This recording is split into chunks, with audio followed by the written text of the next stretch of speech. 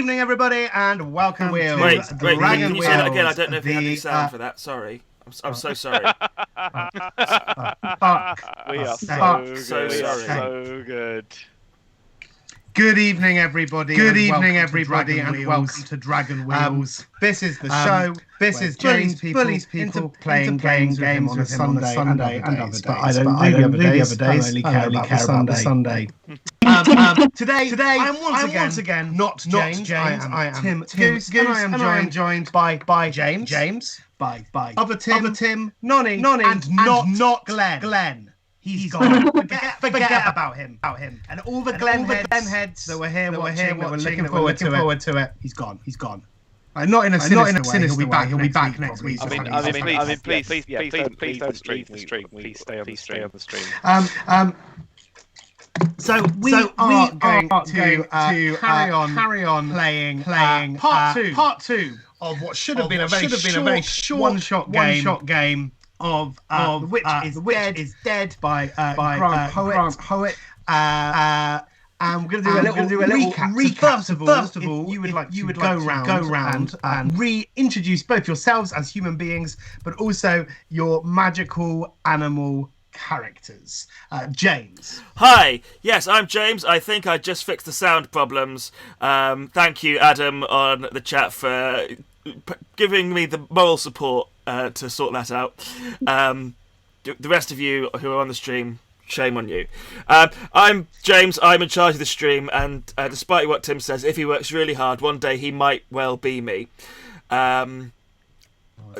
Yeah, if he makes a lot of very bad decisions. I am playing a character called Lucky, who is a dog who is fiercely loyal to his friends and easily distracted. Do you want anything else than that, Tim? No, that's great. That's beautiful. Good. Thank you. Oh, you've got a magical skill, don't you? I do have a magical skill to make flame, which I have not used just yet. Tim. Hello. Yes. My name is Other Tim, as I'm popularly known. I have no administrative role within this game. I'm just here to play along and have fun. Last week I took on the role of a crow named Crabane, a man of I would say Frasier-esque speech. Who, not a man. A crow of... sorry, not a man. A crow of... Correct. Sorry, a crow of Frasier. Crows can be men. No. I'll give you that one. Yeah, you got a point there. You got you there, James. Got me there. Crows can be men. The gender problem is still very much even in the Corvid world. A crow named Crabane who talks like a sort of a very cheap Frasier Crane impersonator, who has a wonderful spell to tidy, clean, and mend, which again, much like Lucky, hasn't been used yet. Perfect. And Nonny, if you'd like to do a slightly shorter introduction, that would be great, because otherwise that'll be all we have time for. Thanks for coming, guys. See you soon.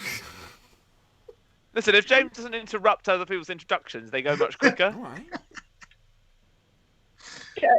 You done? Yeah. Love you.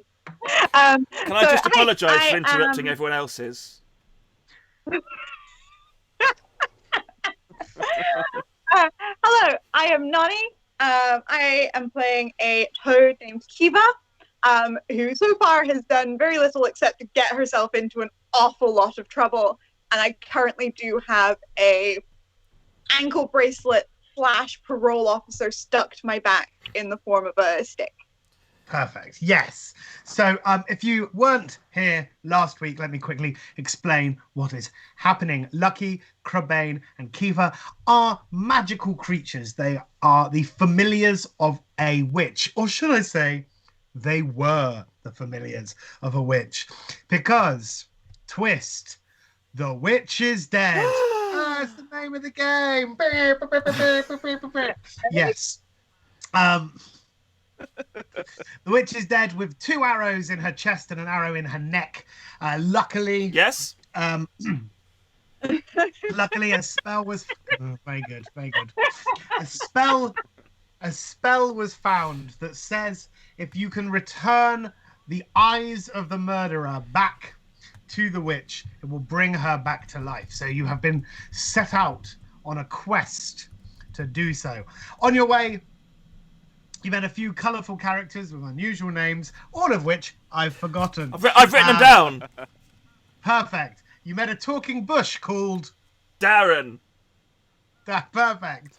And there was a small bug Petunia. on that bush. Petunia. No, that was Dr. Fortescue. No, Dr. Dylan Fortescue is the parole officer stick that is now on the back of Keitha as punishment for her eating Petunia the bug. In my defense, I should mention we did not know the bug was sentient or had a name when the toad ate it. Yeah. And nature red in tooth and claw and all that. Like exactly. You found out that on the edge of the woods in which you live, a war is waging out between the woods and the town. And so looking for safe passage, you manage to speak to Hortense, a sentient tree, who manages to give you a little opening in her roots, creating a tunnel which you could safely reach. Crebain chose not to do this, but also managed to safely traverse the battlefield, only using his wings and flying in that. You arrive in a garden, which is a garden that surrounds a large tower in the center of town. A tower that a badger had told you, and a tree had told you, was where the murderer had gone. The badger was called Griswold III. Yes. So Lucky, scratching on the door to be let in to the tower, you are greeted by a large and threatening cook. You run into the kitchen. From what I remember, Keitha and Crebain sort of following in the aftermath into the kitchen as well. And Lucky, you found yourself pinned in the corner as the cook held you by the scruff of your neck, brandishing a large meat cleaver. You opened your mouth, and deep in the back of your throat, just behind your uvula, flame started to bubble and boil. What do you do? Can I burn his face off? You can. So you take a point of danger, because whenever you use magic, it takes a point of danger. I've got 2 points of danger currently. Well, if you roll a 1 or a 2 in anything that is dangerous, you're fucked. There's a 20% chance of that happening. Yes, you send a fireball. Is it? I mean, describe it. You describe it. Sorry, how is it a fireball? A jet of Should fire? I roll it first to see if it works? Oh no, your spells always work. Oh, do they? You just take You just take a point of danger. Oh, in that case, yeah. There's a lovely big ball of fire which aims at his eyes. Because if you can't see me, you can't cleave me. Can't cleave you. Yes. Not only that, but his eyebrows and the multiple amounts of nasal hair that he has are now all burning and smouldering, and he's in terrible pain. The air fills with the crackle and smell of roasting flesh as he starts to stop, drop, and roll, trying desperately to aim his face rather than his large portly belly onto the ground as he's trying to roll his face around on the floor. But congratulations, you have successfully managed to solve that riddle. And you are in the kitchen. All of you are in the kitchen. There, it is what you would expect a large medieval kitchen to look like. So there is a large open fire that has a spit with a big hunk of meat roasting on it. When we say hunk of meat, what are we talking about? Are we talking Pig. about like sorry? Pig. Oh, I was going to ask which specific Hollywood actor are we talking about? It is Chris Evans. Okay. in that scene where he is single-handedly stopping a helicopter from flying away, and he changes his script to be extra bicepy. Not the one where he chops wood. Oh no. Oh, that's a hunk of meat right there. Good one. But he's there. He's there. His abs are glistening in the heat of the fire. There are some cauldrons and pots everywhere, and kind of out of your reach, kind of above you, there are a few kind of surfaces, and there is another door. It is a door that can be opened in two parts, so that you can open the top of the door and the bottom of the door separately. For horses. Yes. It's a door for horses, but in this case, it is for a cook. What do you do? I've done a thing. Can someone else open a door now? I mean, you're asking a toad and a crow to open a door, but sure. Crabane is going to, with all of the confidence of a man who doesn't deserve to have confidence, he is going to fly full speed at the bottom part of the door, but get his feet out just at the last minute. I'm assuming it will fail. Yeah, I'm guessing this is about this is you ramming the door, isn't it? So this is going to be a dangerous fierce roll. So give me a fierce roll to see how you do. I have fear. Hang on, I'm just waiting for my computer to catch up. I have fierce +1, I think. Ooh, what a fierce crow! A crow-based missile. Yeah. Yeah. Has that gone through on the thing? Have I clicked the wrong? Sorry, I can't see it. I just wasn't even looking. I can't see it. Oh, maybe I clicked the wrong link on the. I rolled a 6. Rebane rolled a 6. It says. Well, maybe it's just me. It's not. You rolled a 7. Yes, 7. So a 7. I'm going to say that you smash into the door, and I'm going to say that you take a point of danger for this. That is fair. That is fair. What I'm going to say is that you don't manage to do the swing where you swing round to get your feet in the way, and you dive into this door head first. That's great. But as you smack into it, you manage to smack directly into the kind of handle bit, and you break it. You fly in with such force that you break the latch mechanism to the door, and so while it hasn't been opened, it could now be quite easily pushed or pulled open. So what I'm guessing is I smash into it, hit the floor, and then very confidently just like plap, plap, plap, plap, plap, style it out. My way through the door. Just plap, plap, plap, plap, plap. Yeah, brilliant. Lucky goes, yay! Hey, Lucky, can I just nip off onto your saddle whilst we're going through here? Of course. Cool. Nay! For any tactical reason, I'm just feeling lazy. You find yourself in a corridor. It is a service corridor, I suppose. There is only one door of note, which is to your left. It is open, and it leads into a large dining room. You can see several people in the dining room eating their meals. At the other end of the corridor, you see with their back turned to you, two armed guards standing side by side, and the corridor leads into a larger, kind of more fancy looking room. But that's when you say fancy, speaking as a pro, like, is there anything shiny?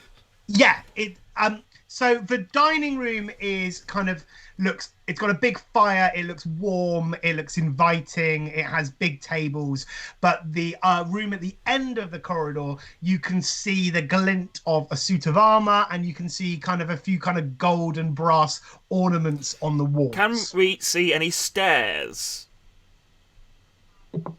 Not at the moment. Not in the position that you are in. I have a question. Yes. So conjure dinner. Mm-hmm. My question is, what exactly do I conjure? That is entirely up to you. And do I have to conjure it directly in front of me, or can I conjure it to be a little ways off? Again, as long as you don't try to break the game with this newfound power, that is up to you. You tell me what you want to do. I think if we were able to distract the guards, we could go through into that room with the cool shiny shit in it. Yeah. Shit. And I think that if I were to say conjure a plate of tasty looking snacks away from the door and away from like where we are, we could maybe slip in whilst they were investigating and scoffing them. I see. I like that. I will allow it. I think what's going to happen is I think you'll still have to get quite close to the guards in order to do this. I don't think you have the power. You have the power to conjure food. You don't have like a telekinesis of food. Is that fair? So if you give me a sly roll. Can Crabane and Lucky help out by distracting the guards? I think there's listen, I speak from experience here. There's nothing more distracting than a crow riding on the head of a corgi. Well, I mean, you can, but the reason that Kiefer is doing this is to distract the guards so that they don't see you. I was about to say that. I see. So you've got like a snake that eats itself. If you you use yourself as a distraction for Nonny, who's using herself as a distraction for you. Yeah. This is like an Ouroborean success. Yeah. That's the word. Very good. Smart boys. So Nonny, give me a sly roll. We are the beauty. That would be a 9 altogether. A 9. That is very good indeed. Yeah. So you managed to get being a toad, you managed to hop along to the so sort of just behind the guards. They haven't noticed you because you are a toad. I know, quite a large toad. No offense, but they haven't noticed you. But I'm still quite kind of greyish, and I'm just kind of blending in. It looks like a wet rock. That was actually my nickname at university, Tim. These are my sweet moves. This is how I woo Nonny. Hey, you look like a wet rock. Yeah. So you do this, and you mutter your spell. Please take a point of danger for your spell. And behind you all in the kitchens, you start hearing the whizzing and slicing of food, and then whizzing down the corridor at breakneck speed comes a plate laden high with bread and meats and fruit, and it comes whizzing and then just sort of stops right in front of the guards with a kind of clang. They look at each other in slight confusion, and then one of them picks up a plate of food, and you hear them talking to each other, but you don't really make out what they're saying, as they are talking human. And they decide to wander off, and they wander off to the far corner of the fancy room, and they are kind of half keeping an eye on the bit that is their job, but they're really at the moment focused on the food, and successfully. I mean, Kiefer and Crabane, you'd have probably had no problem at all, but this distraction means that Lucky is able to get through the door into this new fancy room. Now, you can see a large door. This is probably the fancy entrance to the tower. It is a circular room with staircases going up both sides. I did this. So what circle is, yeah. Staircases going up both sides. Opposite the main end, underneath the staircases, there are doorways. You have just come from one. There is another one on the opposite side. There are also kind of seating areas. The guards are now sat at a seating area enjoying their plate of food. And there is a large tapestry. Ooh. And the tapestry is of 3 men in blue cloaks burning a witch at a pyre. You have found yourself in the headquarters of the town's Witch Hunters Guild. Congratulations. It is a needlessly ornate and fancy building for such a small village that, to the best of my knowledge, only had a problem with 1 witch. But there we go. Did they have a problem with her? Like, what was the problem? I don't know. They don't like witches. They're witch hunters. Yeah. Let's go and kill them. So yeah, at the moment there is no one else in this room, but you can hear hubbub coming obviously from behind you from the dining room area, and you can also hear people walking around upstairs. Shall we go upstairs? Yeah, I think we probably should. I also agree with you.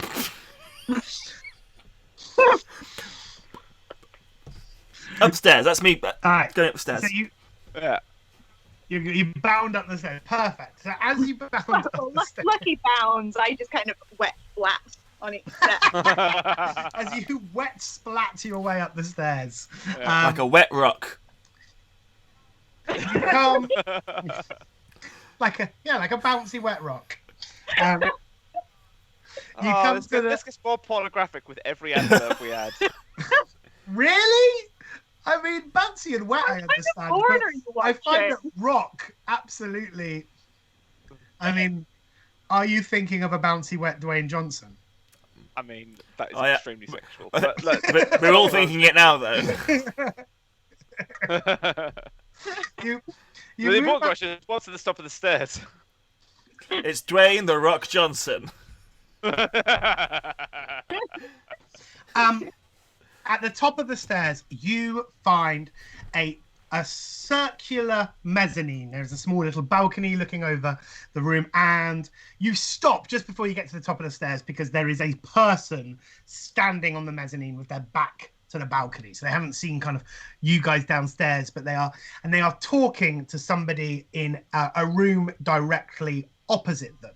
But there are doorways to the left of this kind of mezzanine and to the right. So there are 3 doorways as well as the stairs that you have come upon. Here I am. You can turn right into the room on your right without probably without attracting the attention of the person on the mezzanine. But if you want to go straight on or left, you're going to have to sort of cross. I, as Lucky the dog, am not very sneaky.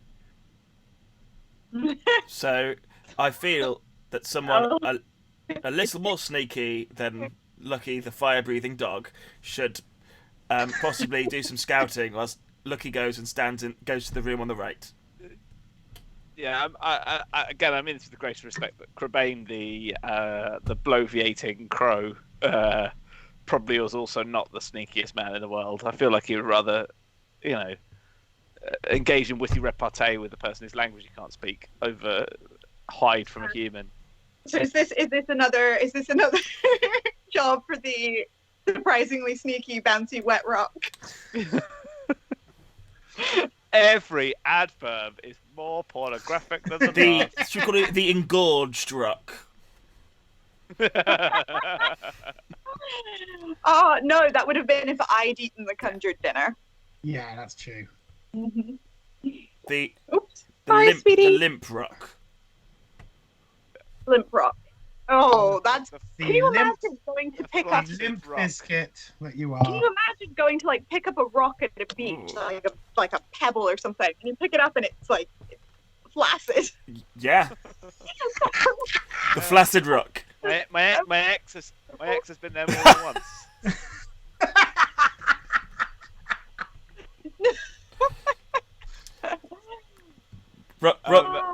I'm so sorry. I'm so sorry, Tim. Lucky and I are going to the right, and we are trusting Quivine, Kiva. The toad. Kiva. Kiva. Okay, Kiva. Like the Lost Boys, but yeah, the V sound. Sorry, I have a cousin Quivine, which is spelled exactly the same way, but has an en at the end. So my brain is just looking at the word and just pronouncing it Quiva. Okay. Yeah. So Kiva's gonna, deliberately try and avoid a man. Perfect. Yep. So let's start with Lucky and Crebain. Can you just both quickly just give me a slide check? It shouldn't be too difficult. You just pop in around the 4. corner. And I done a 3 plus a 2, which is a 5. You are going to be slow. You guys you run into this room only to hit directly into a suit of armor that starts rattling and clanging and falls to the ground as you find yourselves in what appears to be an armory. There are weapons all over the place, sort of swords and daggers and bows and arrows, and a fallen over suit of armor. This unfortunately attracts the attention of the person on the mezzanine and the person that they are talking to, and they run. Can we try and hide? Yes, but I'll come back to you in a second. Nonny, can you give me a quick check? Oh, I can try. Let's have a look. Oh, that'll be an 11.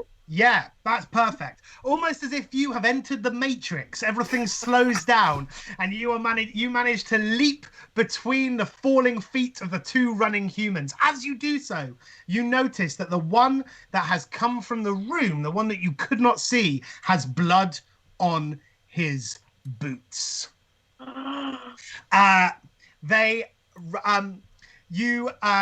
So they are running into the room. So, Lucky, Corvain, you are going to try and hide. Yeah. In the armor. In the armor. Yeah, he's gonna do the legs. Yeah, it's going to be like a Muppet Man the situation. Give me. Give me a clever check for this. 8. Cool. What's my clothes plus 2? I done a 9. Perfect. You manage this in the brief seconds that it takes for these two humans to come in. You hobble yourself and into the crude homunculus of a man, and you're there. Which man specifically? Pardon? Which man specifically? A man that looks like he has the body of a dog. Wallace Shawn. Well, yeah, like Wallace Shawn. You look like exactly like if Wallace Shawn was wearing a suit of armor. Lucky, you're standing on your hind legs. You've managed to sort of put a pair of greaves over them, and you've got a little chest plate over your body and some gauntlets, and you're kind of balancing Crebain on the edge of your nose, who has a helmet sat on it. Yeah. So the helmet is like looking like left and then right, and then left and then right, and then left and then right, really quickly. Yeah. It's wonky, but it's there. The two guards walk in and stare at you. Crebain, you can see that the two guards, one of them is a bearded, short-haired gentleman, but the other one has the long, flowing blonde hair that you saw recently. He looks at you with a youthful face and utters the words, "What the fuck?" Do we understand that? Give me a clever check. Okay, plus 2 again. No, we don't. You get the gist. You don't understand. Yeah. You don't understand exactly what they've said. Whatever we understand is allowed to be broadcast on YouTube and still get adverts, right? Is that? Yeah. Exactly. Lucky's trying to be very still, but his tail is wagging. Yes. So it basically what it sounds like is there's a mechanical goblin whose heart is beating incredibly fast.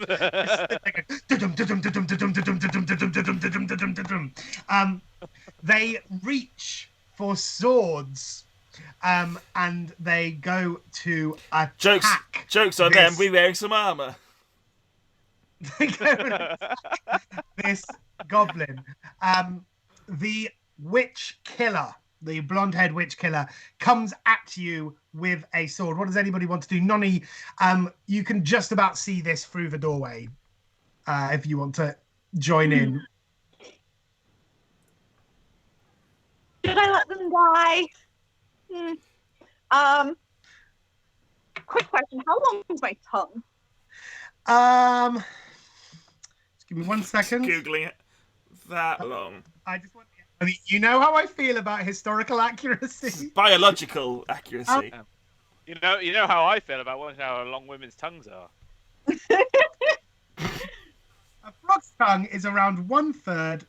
Oh wait.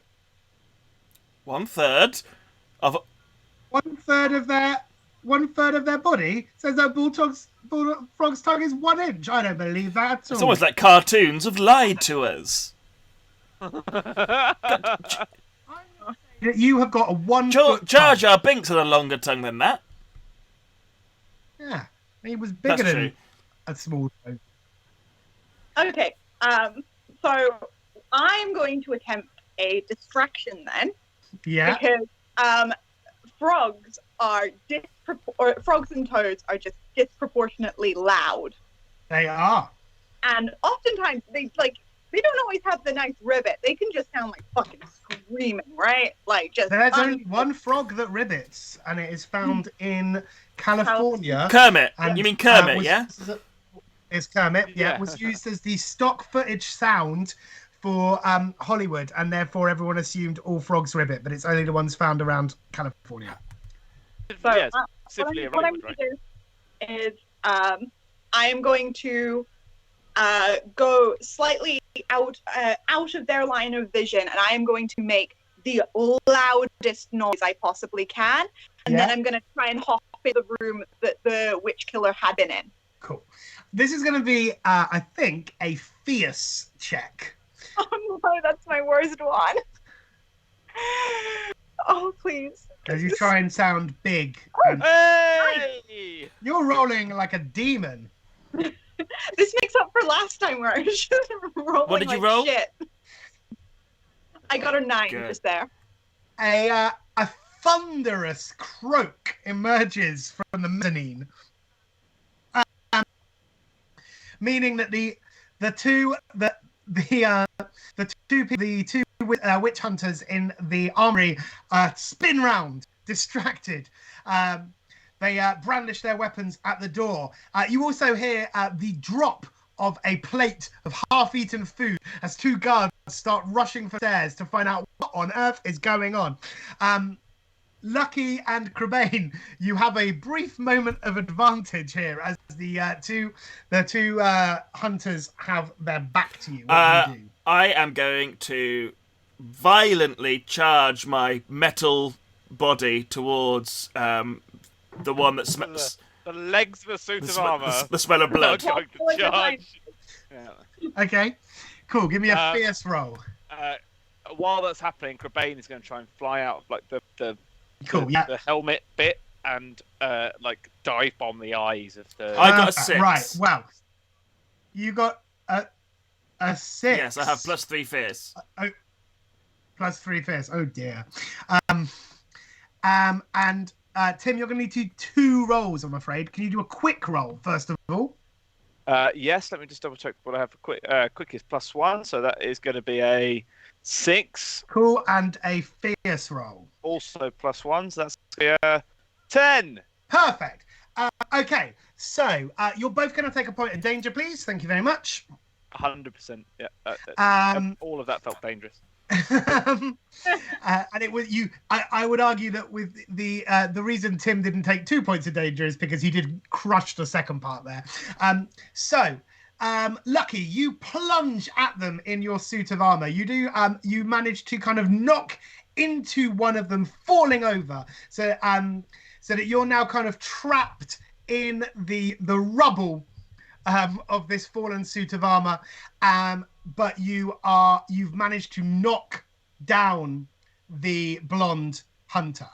Crebain, you did not manage to get out of the helmet in time. The visor shut but you fly with such ferocity as an armored, almost like a cannonball, and you crack into the head of the other guard, knocking them out cold. In fact, Lucky, you can just smell a small trickle of blood as perhaps Crabane did slightly more damage than necessary, and the second hunter has hit the ground with a sickening crack. But you are both, at the moment, stuck in the tangle of armor. You'll have to sort of work your way out before you do anything else. One of the hunters is dead. The one that you need the eyes of is alive but knocked over. Kiva, two guards are running up the stairs. I am. Oh, sorry, just had an echo there for a sec. I'm going to run and try and hide in the room that the hunter had been in. Yeah. I think that's going to be my plan. Yeah, cool. Give me a quick roll. Yeah, but what am I rolling for? Quick. Oh, so I just got it. So that'll be 8. 8, perfect. Yeah, you manage to hop in, and you are in what looks like a hot desk type of office. There are four kind of fancy bureaus with inkwells and chairs, and there are books and maps. You see a map of the woods. Hot desking, so you know they're evil. Yeah, a portrait of the witch. I think you'd say a portrait of Margaret Thatcher on one of the walls. No, there is a picture of a kitten hanging onto a branch. Hang in there. No, it says, shoot that fucking kitten off the branch, but you can't read evil. They're baddies. But you are safely hidden. The guards are much more worried about the two members of their guild who seem to have had an unfortunate accident with a suit of armor. And they look at them and... Well, do you guys want to do anything before they act? I think Crabane is going to try and fly free of the armor at this point, I think. Cool. You manage. You fly free with a kind of clang and a rattle. And you fly out, and the guards look at you and go, "Oh, those. Oh wait, give me a clever roll to see if you understand what is about to be said here." That's fair. Let's do that. +2. So here's the danger question, right?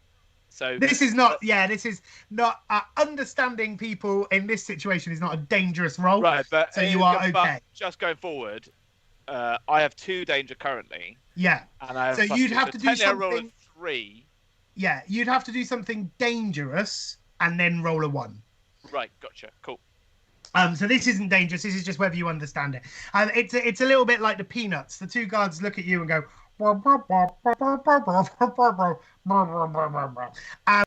and they walk off down. They actually walk off to the 3rd room, the room that you've not yet been in. So for this brief moment, you are all safe. Lucky. Have the guards got out? Yeah. The chase. The 2 guards that came from downstairs have gone to a different room.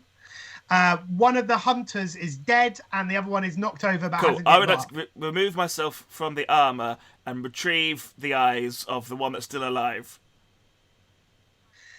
I mean, give me a little bit more detail on that. You are a dog. How are you doing with my teeth. Okay. So you're going to try and I'm going to try and bite his eyes out. You're a corgi.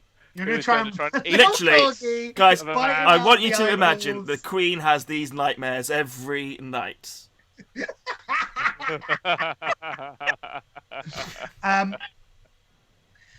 Yes. So give me a fierce roll for this. I got an 8. An 8. I mean, okay. with surgical precision, you pop your little mouth over one of the eyeballs, and with a mixture of kind of sucking and licking and biting, it pops out. I got one. And then you do. I have never seen Noddy this creeped out in my life. Now, as this happens, the guy starts screaming in agony. And once you've got one eye out, the two guards rush back in, this time with a third person also in a blue cloak, clutching a small bag. And they run in and see you, blood all over your face, an eyeball on the ground, just about to go for the other eye. Trebane is going to dive bomb this man with the bag in his hand. Okay. Shouting something like, "You blackguards! How dare you attack my friend?" Brilliant. Give me this is going to be dangerous, but give me a fierce roll, please, Tim. Okay, cool. Oh no! Oh my god! Hang on, I just accidentally closed the dice rolling app. Oh god, what have I done? One moment. I'm so sorry. You've brought this. It's just building up the suspense. I tried to pick the tab. For some reason, I didn't expect there to be such graphic content. It's called The Witch is Dead.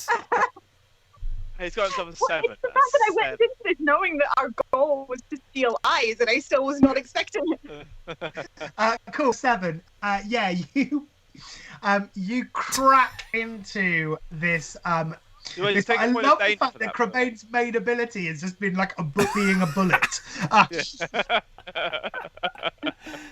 You crack into him. Now, you don't manage to knock him over, but you manage to shock him.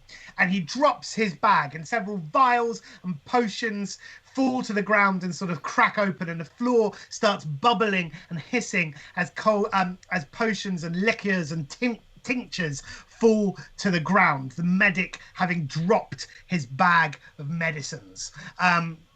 The guards, however, are focused very much on Lucky. One of them has pulled a crossbow out and has it aimed at Lucky. Can I try and intimidate them, bearing in mind I've just ripped out an eye and have probably got blood on my muzzle? Yes. And I'm a sexy corgi. Yes, you can. The most intimidating breed of dog that exists. You've got... You're there yapping in that little squeaky, high-pitched, angry little dog voice. It's unnerving, but I wouldn't say it is intimidating. It is intimidating. And sure enough, the guard aims a crossbow at you and fires. I'm gonna, if anyone wants to roll a quick to see if they intercept and how they intercept, now it's the time. Noddy, yes. Okay.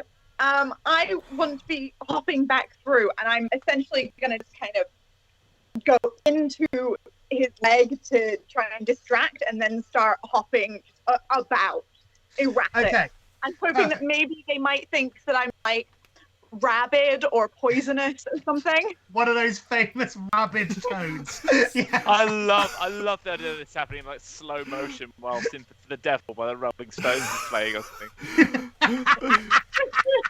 Watch out for that toad, it's got rabies. Oh my word. 9. Yeah, you managed this. Still with this previous super otherworldly speed that you now have when a world you notice them, the guards aiming the crossbow at Lucky, and you jump into the back of the guard's knee, hobbling him, and then start just hopping around the place. Is this can I ask, is this the same guard that got hit by a dive bombing raven? I know, you hit the medic. There are 2 guards and a medic. Okay, because can you imagine anything worse than hearing a commotion, running into a room and then being hit by a bird in the head and then a toad in the back of the knee. Like, what is going on here? I mean, yeah, especially when you've walked in to find a corgi eating someone's eyes. Now, while this is going on, the two guards are now very much trying to aim their crossbows at the bird and toad, respectively. Oh. The medic is scrambling around on the ground, trying to pick up a few tinctures that might stop dog-based blindness. In that case, Lucky, obviously they won't understand him. He'll go, "Oh, excuse me for just a second. I was in the middle of something," and we'll go for the other eye. Okay, cool. I'm going to say that you manage. You rip out the other eye, you spit it on the ground. There are now two eyeballs just sat on the floor. The guard is still alive. He is screaming. He is in unbelievable agony. He's had his eyes ripped out. Are you going to leave him, or are you going to finish the job? I didn't have to have to kill him. I'm not. No, I'm not a spiteful dog. Do we have a way to get the eyeballs into one of Lucky's bags? Get the jiffy bags. Because I do have a backup. I do have a slightly disgusting backup idea if we can't get it into the bags. I mean, you probably can. You've just got to deal with these three humans now. So Lucky, you turn round, proud of yourself, proud of the job that you have done, to find your two friends just sort of flapping and bouncing around this mezzanine as two humans are just aiming and firing and constantly missing their crossbows, while another man is now walking towards you, brandishing some pace and whimpering in a sound that you recognize with your canine ears as a sound of shock and disgust and sadness. What do any of you do? I feel like what has to happen now is that we have to escape, right? You have to get back. Okay. At this point, Crebain, ever the Shakespearean and over the top and very extreme sort of crow, has decided that he will happily sacrifice himself in the defense of his compatriots in order to save this witch. So he flies over to Lucky, flies over and quotes the Crispin Stay speech from Shakespeare, which I know I can only remember a bit of, which is the bit that we few. We happy few, we band of brothers, for he today that sheds his blood with me shall be my brother, be he ne'er so vile.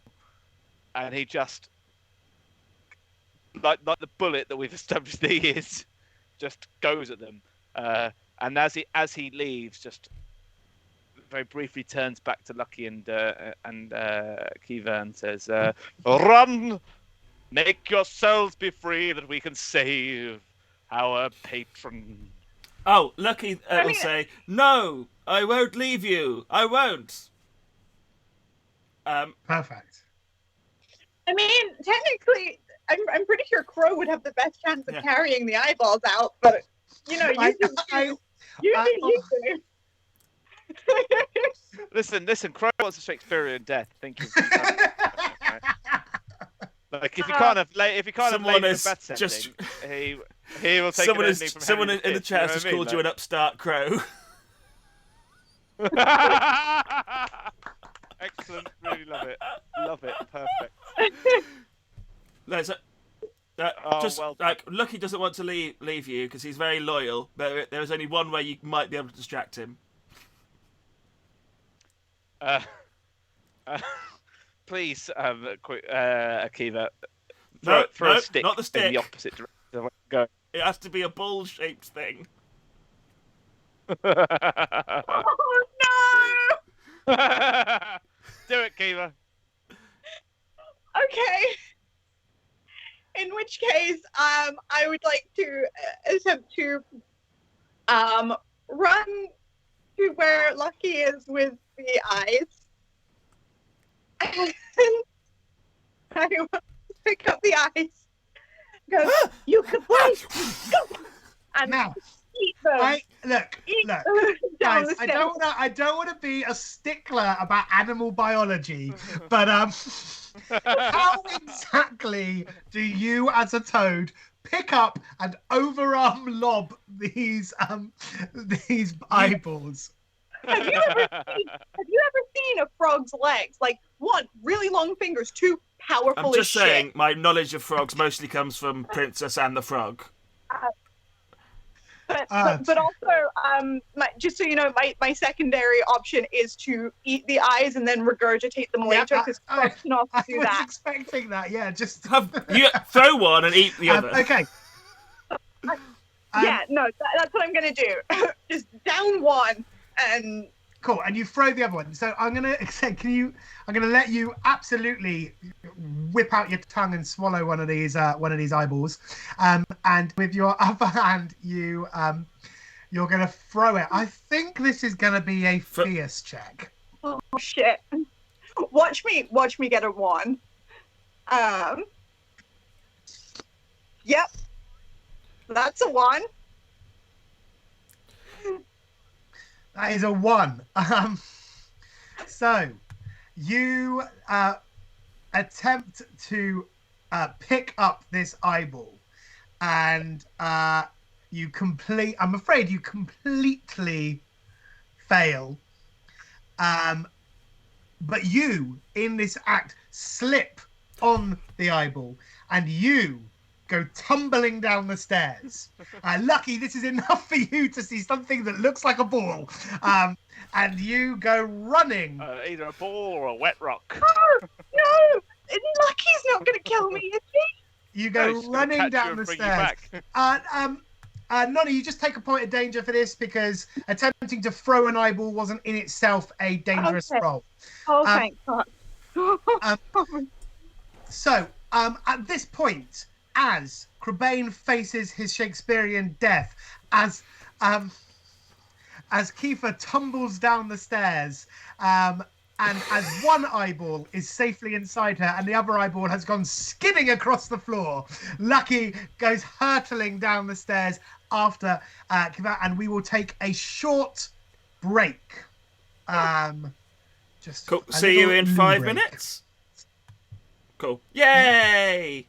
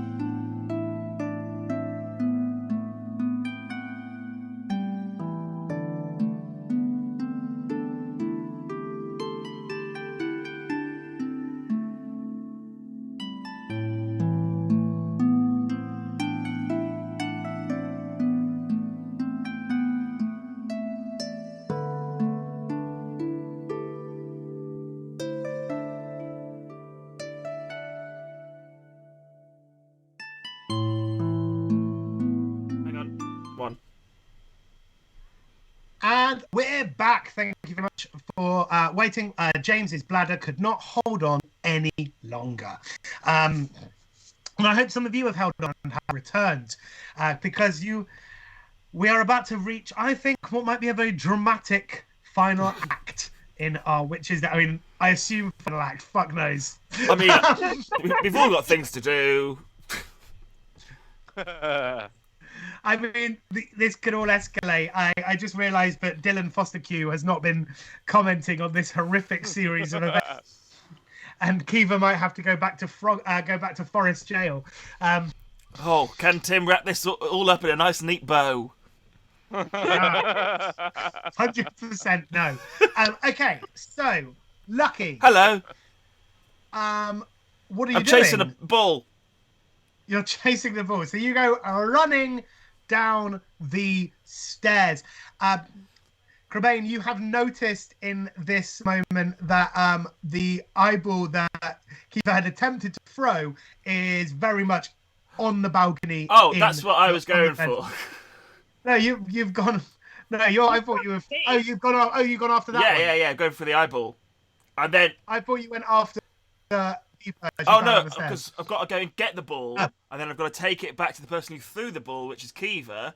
So that's how my logic is working. I apologise. So yes, you Lucky, you have moved about, let's say, 5 inches that the eyeball skidded across the ground.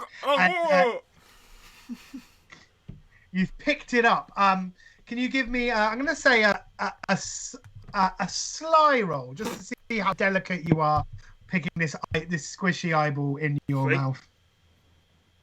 Got 3. You swallow it. Was it tasty? Cool. It's like it tasted gloopy and fleshy, and you swallow it down. You've now both swallowed an eyeball. One of you is at the bottom of the stairs. One of you is at the top of the stairs. Crebain, what are you doing? Crebain is quoting his favourite Shakespeare death scenes, and just dive bombing and then dive bombing again and then dive bombing again. I'm googling Shakespeare death scenes as we Perfect. speak. Give me a danger roll. Sure. Fierce roll. Sorry, fierce roll. Fierce. Yeah. That's plus 1. Plus 1. What I roll will determine the Shakespeare I quote. 5. What's your current danger? 2. 2. It's now 3. Okay. Let me just there we go.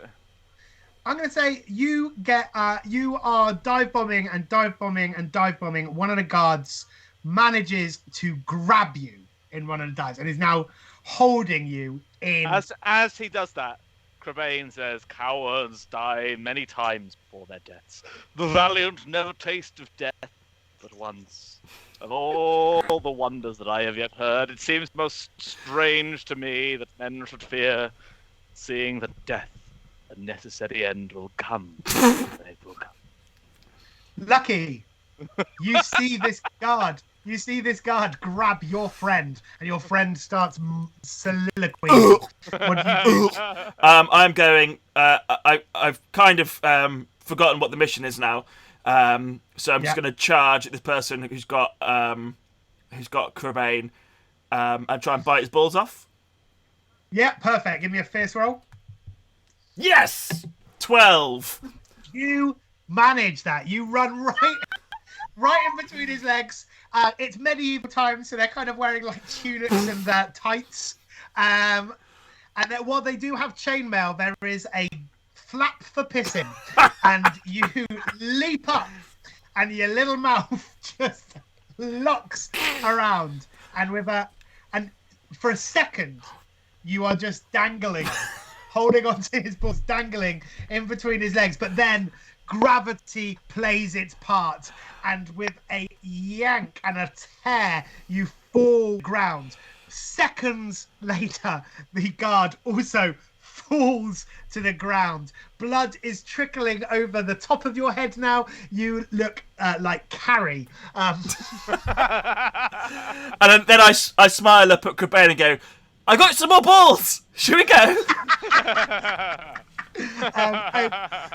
There is enough of a commotion now that you two can make it down the stairs safely. Nonny desperately needs to have Nonny, you have landed at the bottom of the stairs. What do you do? I feel like Nonny needs to calm down for a second, and then we can carry on. I just need to get this out of my system. Just give I'm me. really sorry about the unexpected content warnings that we now have to put on this episode. I was the person who said I was going to bite the balls off, and even I wasn't ready for the description. If anyone is looking for some additional reading on this matter, my point of reference for this scene was the film Planet Terror, in which Quentin Tarantino plays a guard that is about to do something very, very horrible. And as he's doing so, he is zombifying, and you get to see a shot between his legs as his dick and balls just fall off. That's my point of reference. I mean, knowing what happened later in his career, you do sort of hope Tarantino's dick and balls did just fall off, wouldn't you? I mean, bearing in mind how much his foot fetish influences later. Guys, let's focus, please. Please, can we focus? We're almost. People haven't come to talk about. So Cobain has been knocked free, I assume, by all of this extreme falling. Yes. Yes. Okay, Cobain flaps his way over to Lucky and alights upon his shoulder.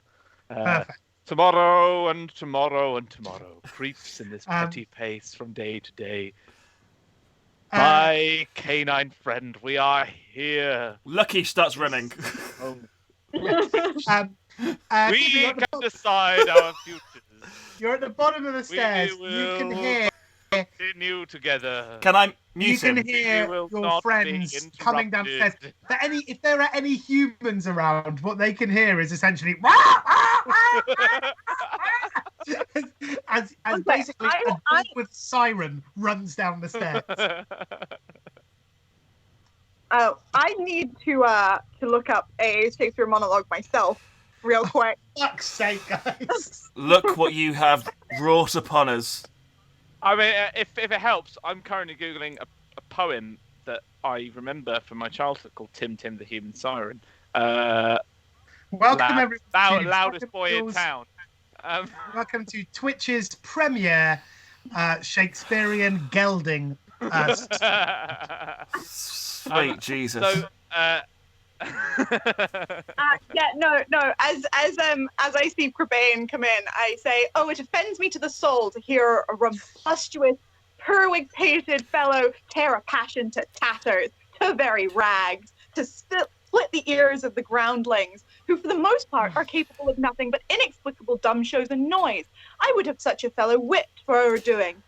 Tim, I'm picking up Kiva in my mouth. She's monologuing. What have you done with the guard's balls? Oh, they're still in there. She's now having to share my mouth with those balls. Okay, perfect. So you've got 3 doors. You can go back down the corridor that you went at least to the kitchen. You can try and go out through the front door, which is currently shut, or there is another door opposite the kitchen tunnel. Let's back the way we came in. My friends, people of a life I never would have believed I could have foreseen. Let us go back the way we came and escape back to the land. You have, Lucky, you start running down this corridor. Unfortunately, as you're running down the corridor, you have got a loudly croaking frog in your mouth and a cawing crow sat on your head. So it does attract the attention of one of the diners, who looks at you in absolute horror at the goddamn Lovecraftian nightmare that is just running down this corridor. It's a blood-covered corgi with both a toad and a flapping penis in his mouth. Just a scrotum. Just a scrotum. Sorry, a flapping scrotum in his mouth. Yeah. And a crow is on his... and an equally blood-covered crow just perched upon his head, just bounding semi-happily through the corridor. Yeah. Yeah, he's got no idea what's going on. But and he's gonna attempt to reach for you. So Lucky, can you make me a quick roll? A quick roll. Yeah. I got 10. Yeah, you're fine. You manage. He gets nowhere near you. He's so bemused by what's going on. You hurtle, and you are in the kitchen. Do you just keep going? I'm not pausing. I'm just. You're not pausing. Going. No pause. Just 4. Perfect. So you're fine. You make it back to the edge of the woods, through the tunnel. I'm going to assume, Crebain, do you just stay and accept that you're going through a tunnel this time? Absolutely not, Crebain. I will not travel through these dread tunnels. In that case, Crebain, you're going to have to make a dangerous quick roll to see how well you traverse through the battlefields again. That was a 4. I'm assuming I take another point of danger there. Danger. Yes, you are going. So let me see what happens. Yeah, I mean, you are going to have to make it through, I think, but I do think that Crebain, just as you get to the to Hortense and the tunnel, you start to slow down. You're getting ready to do another big speech about your successful journeys. About the winter of our discontent, etc. And an arrow hits you in the wing, tearing right through your wing, and you tumble to the ground. You are no longer able to fly. Okay, so I just have to plap around, right? That's yeah. Now. Or walk or hop. Do that little Corbin hoppy thing. Yeah. But you are still alive, but you've been shot through the wing. And you're to blame.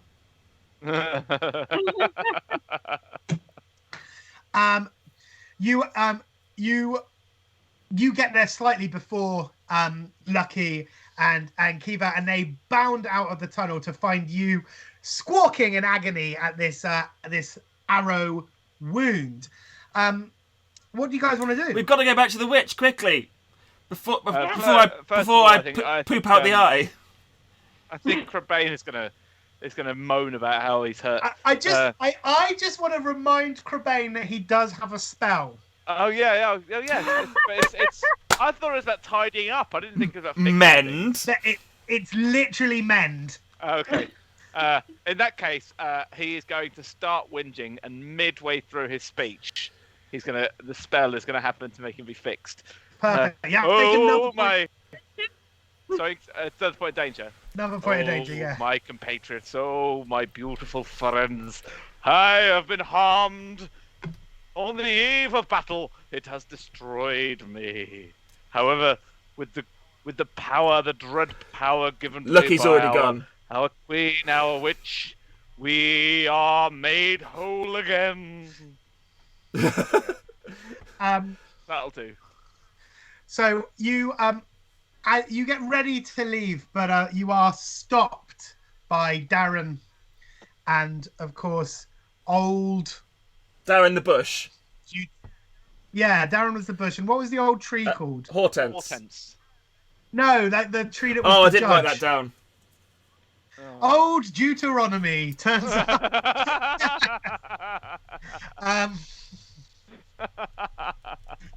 And goes, before you leave, I must talk to Dylan Fostergue. And Dylan Fostergue goes, well, turns out they're all psychopaths. It's horrific. Also, I got terribly injured when we rolled down some stairs. In fairness, that wasn't my fault, though. In fairness, we did it all to humans and not to animals. Yes. And so, due to the good work, in fact, you mentioned that to Darren, and Dylan goes, actually, that is a good point. And therefore, due to the good work that you did in the war effort against the people of the forest and the people of the town, you are exonerated of all of your crimes. Yay! Yeah. I'm the best lawyer ever. I like the fact that the best way to not go to jail for murder is to commit more convenient murders. I think you'll find technically It's Newton's law of murder. Every murder has an equal and opposite murder. I was going to go with it's the British Army rule, right? The most that we did to the humans was manslaughter and then 2 counts of grievous bodily harm. and if you add all of that up, that equals, in the balance, that equals eating one bug. That perfectly, what we've managed there is lucky. You successfully got your client. I know, off. I'm the best lawyer ever. Congratulations. James, your your first successful case as dog lawyer. Lucky the dog lawyer. I'm so glad that only you heard what I said. I did, and I'm not impressed. I did not hear what. I did not. The forest, in fact, begins to open up, creating a clear and easily traversable path to the witch's house. Cool. Well, we go for it. And as you reach, we're there. Good. We've done it. As you reach the witch's house, you are met by the fox. That was a real name, wasn't it? That like, let's forget your bad memory. That was her name. The fox. And she looks at you, Lucky, and she goes, "Holy shit nuts, are you okay?" Hang on. Wait. No, those aren't eyes, they're balls. Hang on. Are you gonna let Kiefer pop out your mouth before you start? The first is a toad just popping out. Then two testicles. I feel like. Meanwhile, Crebain is desperately quoting Poe. In your mouth that whole time.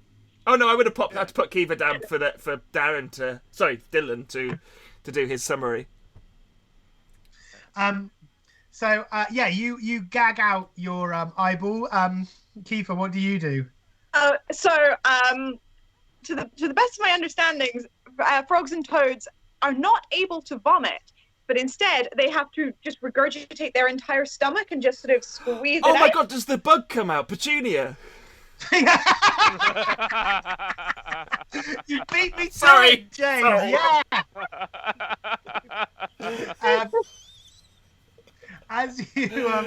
As you regurgitate the entire contents of your stomach, yes, the eyeball pops out, but so does the bedraggled body of Petunia the bug, and she looks at you and goes, "Oh God," and flies off.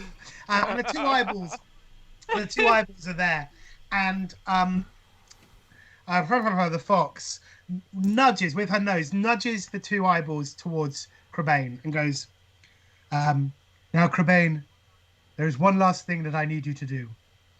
I need you to devour these eyes as fuel and then mend our witch." Oh, my darling, oh, my beautiful vixen friend. Let me be very clear. The one thing that a crow knows how to do is to peck the eyes of a creature it finds dead in front of it. This is my moment. This is my perfect moment with you.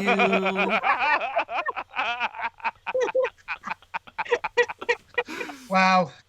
I just wanted to go 1 week where I wouldn't have to pay royalties to Martine McCutcheon.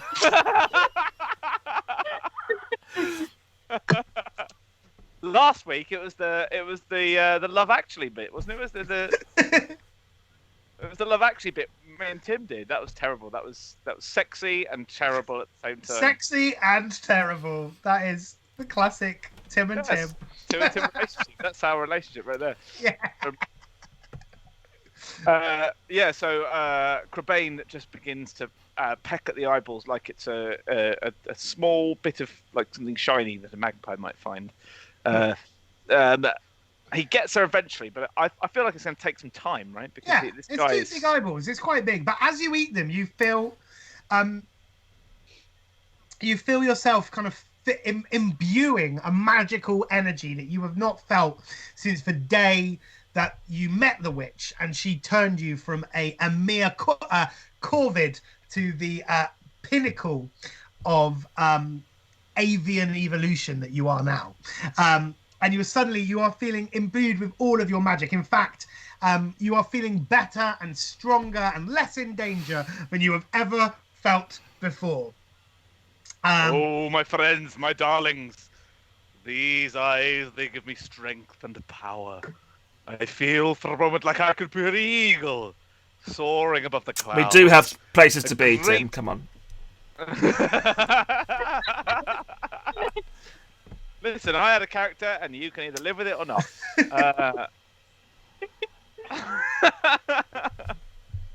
Sorry, Tim. Please finish. Well, no, it's yours. You need to cast Mend. Yeah. With this voice that I have from eating these eyes, with this extraordinary avian power I feel, I cast upon our great provider, our witch friend, I cast the spell Mend upon thee. Methought I heard a voice cry, sleep no more.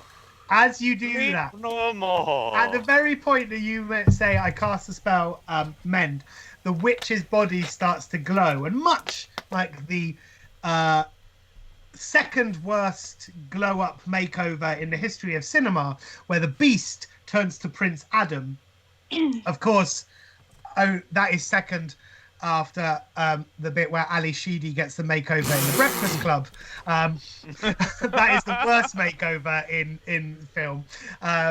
But the witch starts to rise, and light emerges from her, and with a pew pew pew, you see these 3 arrows just fly out of her body and fall clang clang clang to the floor. Lucky, you don't know what to do with yourself, as 3 sticks have just suddenly whizzed out everywhere. You're beyond yourself. Lucky stays still, but his tail's like going.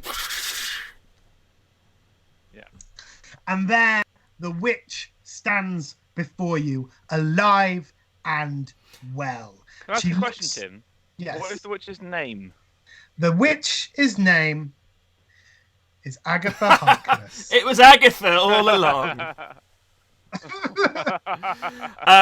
Can Lucky go up to her and look up into her eyes and say, "What, Agatha? Was I a good boy?" And she looks at you and goes, "You've been a very good boy, and now you need a bath." No! The end. Very good. Thank you so much, Tim, for doing that horrific adventure. You, Tim. Really enjoyed it.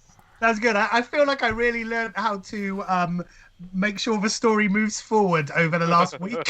Well done. For those of you who are here, this was meant to last 1 week, and it's lasted 2 because Tim has had to learn how to turn make sure a one shot really is a one shot. But I tell you genuinely, it was worth both weeks. It was entirely worth it. I think if you missed the first week, you missed out. It's on YouTube. I'll put it on our YouTube channel. It's on YouTube. Yeah, it's excellent. Is it also on here as well? It will be on here, but it only lasts like a couple of weeks, so it'll disappear soon. Yeah. Very quick side note. I mentioned earlier that I've Irish family. It may have been missed because I just simply technically mispronounced Nonny's character's name and then pointed out I have Irish family. One of my Irish family is an extraordinary model whose real name, and it genuinely surprised me to say, but her real name she was born with is January Winters.